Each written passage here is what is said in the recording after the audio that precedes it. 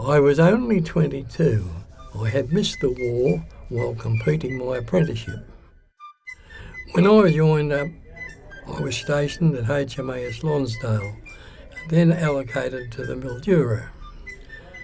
I was classed as Black Hand Gang, a graduate of the 90-day wonder training course at Flinders. I ended up in the engine room of the ship, where our hands were always dirty. Each of the minefields had a name. We were sweeping known waters. We knew more or less where they were and how many we should pop up. As we made our way up the coast, the navigating officer would check them off the chart. The map of the minefields was pinned to the ship's notice board, and depending on what sort of day you had, you might look at it a couple of times a day, or not at all. Our job was clearing up the 5,169 mines in 38 minefields that had been sown along the Great Barrier Reef by our own Navy, a task completed over 9 months.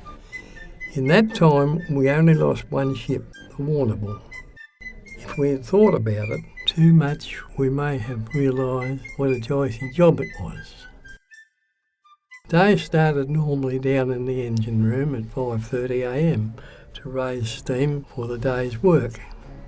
At the end of my shift, I heard a loud bang in front of us.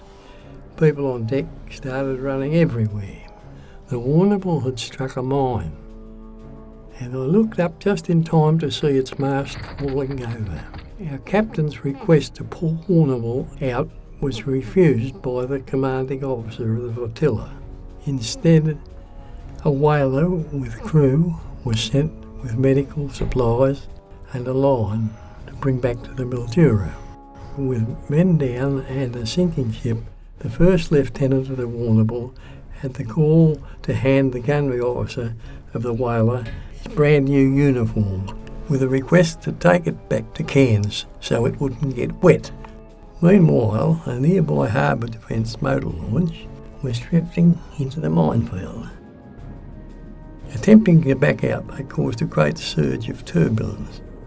The whaler went careening into the side of the Warrnambool and promptly broke in half, sending the crew and the new uniform into the water. Needless to say, some of us consider this poetic justice.